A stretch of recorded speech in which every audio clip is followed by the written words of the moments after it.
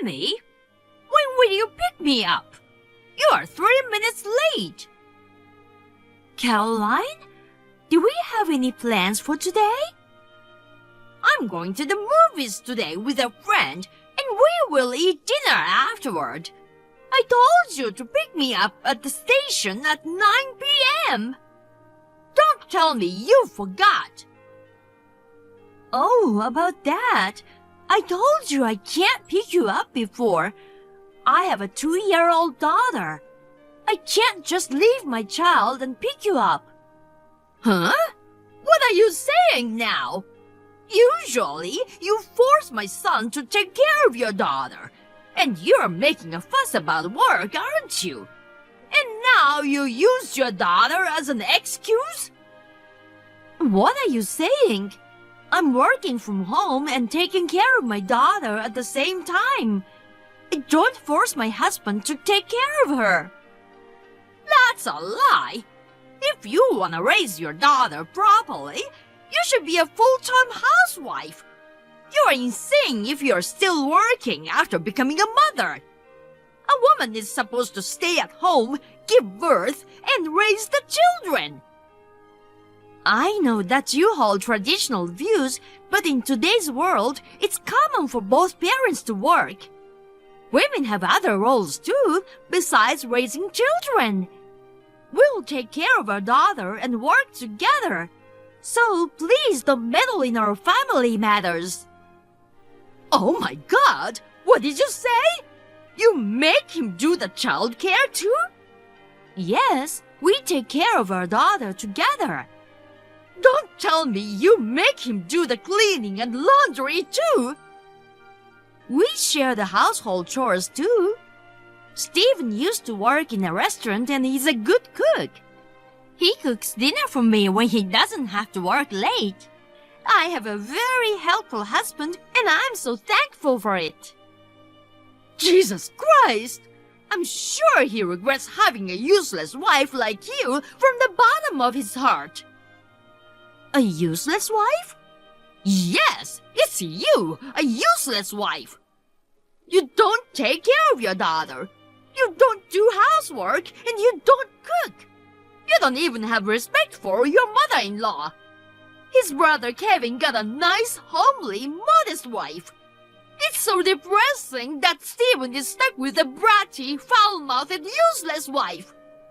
You and Stephen should get divorced right now.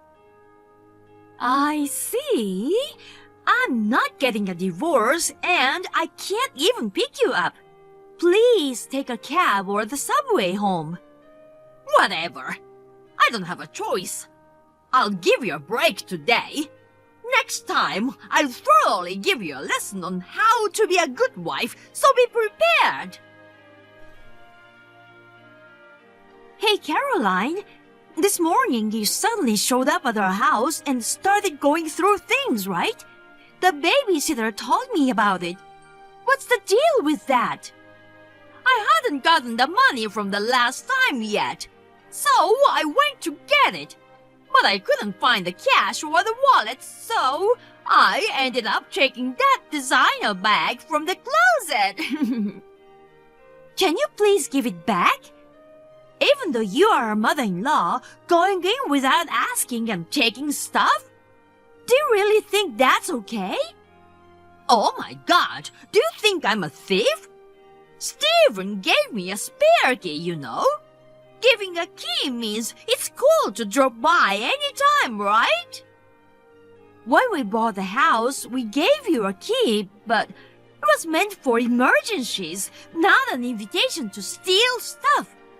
I don't recall saying anything like what you said. I didn't steal. I considered it payment for the taxi fare I lent you last time. Huh? Taxi fare? Wait, are you talking about the night out with your friend? Exactly.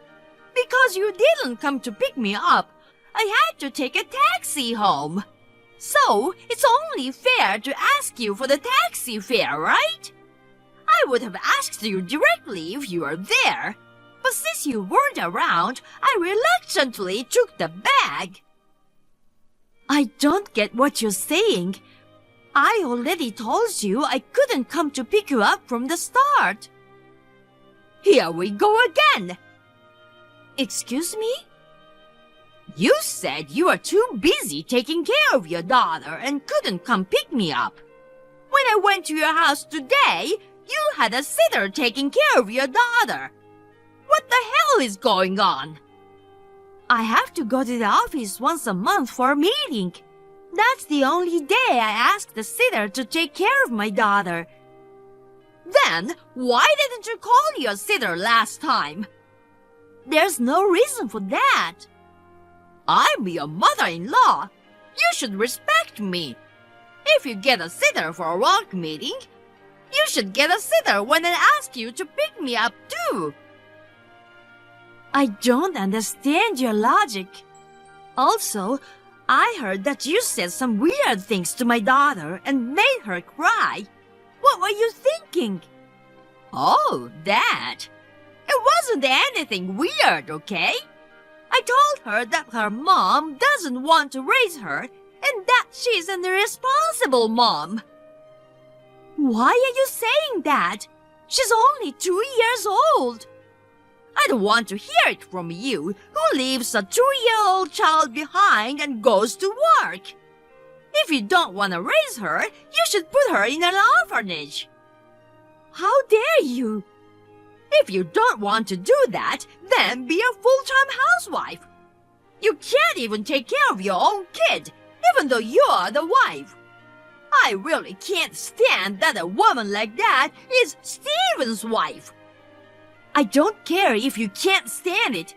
This is between our family. Important things will be decided within our family. Also, I'll talk to Steven and change the locks on the house. I've had enough of you. Well, why don't you do as you please? Then I'll do as I please. I don't care about the bag that you took anymore. In return, please stay out of our lives. I'm sorry. I was planning to teach you how to mop as part of how to be a good wife training, but my hand slipped and I accidentally splashed a bucket of water on you. What do you mean by that? You suddenly barged into my working room and out of nowhere you threw water at me. I can't believe you did this. I changed the front door lock and haven't given a spare key to you. So, how did you manage to get in? I borrowed it from Kevin. Steven's brother? Oh, we did give Kevin a spare key for emergencies. Kevin and his wife are also victims of your harassment, so I thought they would sympathize and cooperate. And after discussing it with Steven, we thought it was a good idea. But somehow it turns out like this. You got completely fooled. You're so dumb. What? Kevin is my dearest son, you know. I raised him strictly because he's the eldest. He's nothing like Steven, who disrespects his parents. Even in choosing a wife, he listened to me. Finding a meek and obedient wife. Kevin and his wife would do anything for my sake. They probably staged that act to deceive you and get the spare key. What? So, Kevin was on your side from the beginning? I've been fooled. Well, having such a clever eldest son is a relief. You and Steven should learn from them. I'll educate you until you become obedient to me. I can be very strict, you know. If you're whining over a little water, you won't be able to handle what's coming next. A wife who can't do anything isn't worth living. So, I'll drill into you the essence of being a full-time housewife. First, quit your job. With your level of intelligence, there's no job you can do at home, right? So, just quit that pointless job. I see. Okay, then. I will fire the person who is doing that pointless job. What do you mean? Are you firing yourself? No, it's Kevin who will be fired. What? What are you talking about? Why is Kevin being fired? You don't have that kind of authority. Then, who has the authority? I'm the president of Kevin's workplace. What? Kevin got scolded for being informal with clients, and there were numerous complaints about his conflicts with superiors and colleagues. But he apparently just switched from a toxic company.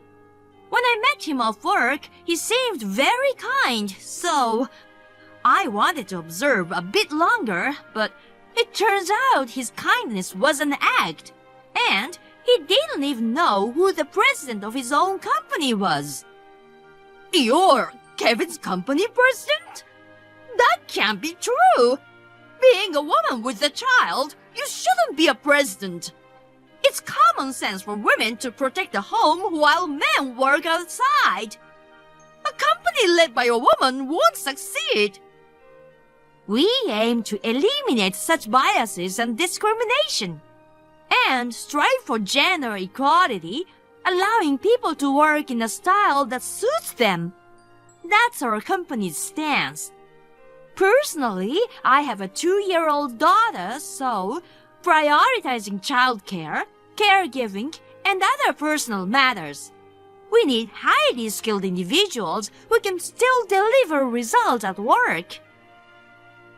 Kevin never mentioned you are the president. My exceptionally talented son works in a company led by a woman? I can't believe it!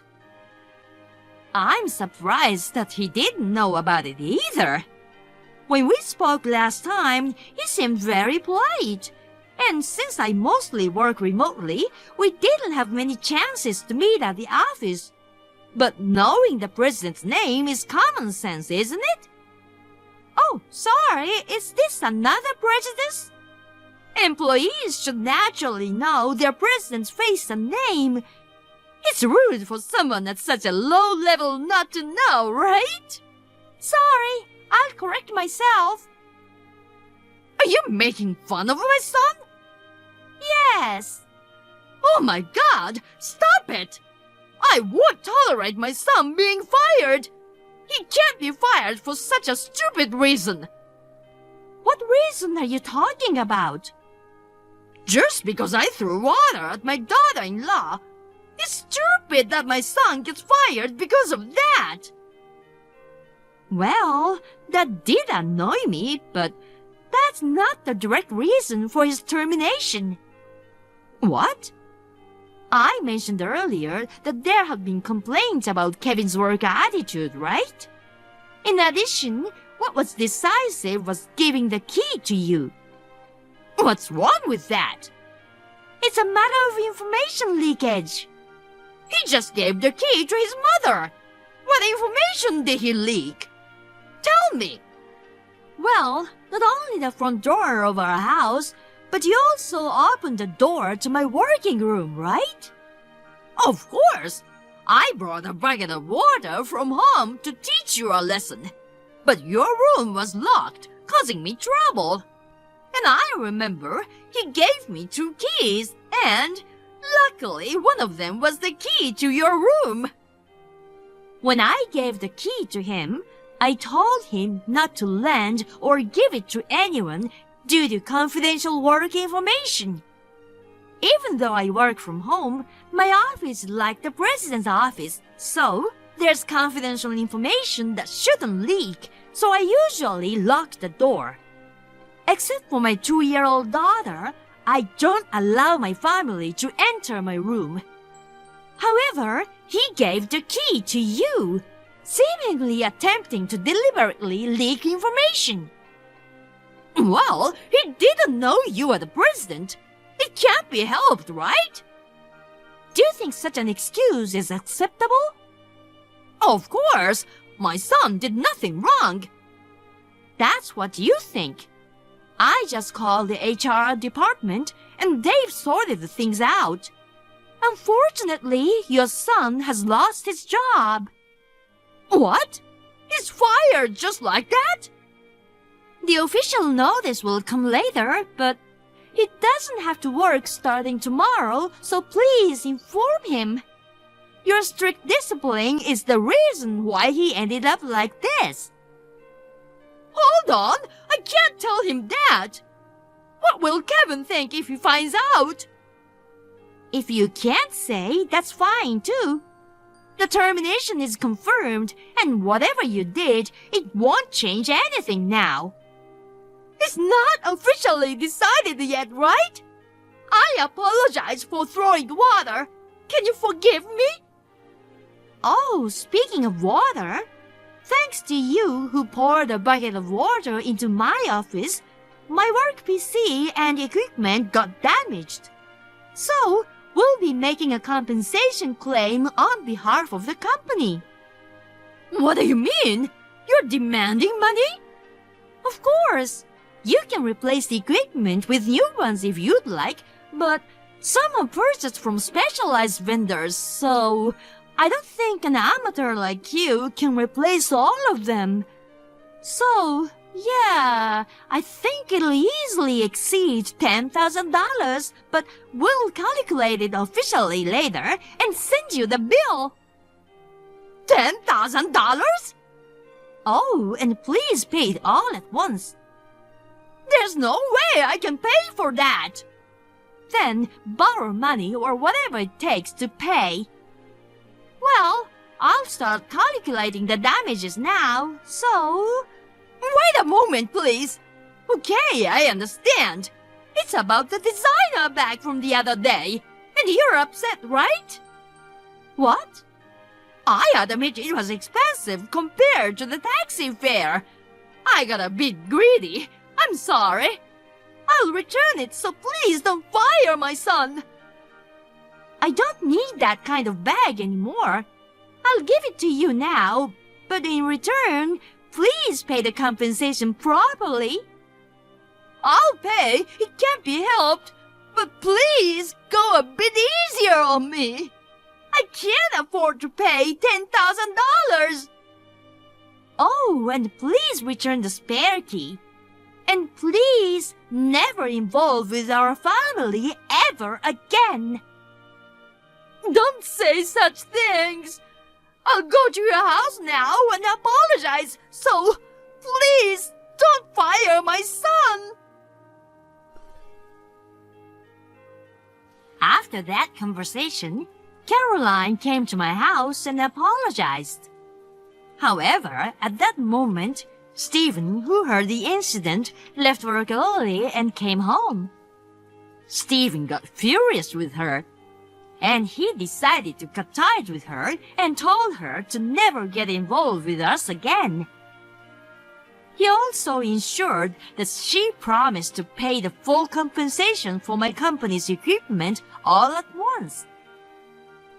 Since she insisted on returning the bag, I told her to sell it and use the money towards the compensation. Kevin, who got fired as expected, erupted in anger at his mother and went rampage. Caught up in the commotion, Kevin's father and wife exploded from years of stress, angrily confronted their spouses with a divorce, succeeded in kicking them out of the house. Caroline took out a loan and paid the compensation all at once. Later, when she hit a rough patch financially and tried reaching out to friends, it turned out all of them somehow sensed the trouble, yet not a single one offered any help. Now, Kevin is back in a toxic company where he used to work. Caroline is working part-time, living in an incredibly frugal life to pay off debt.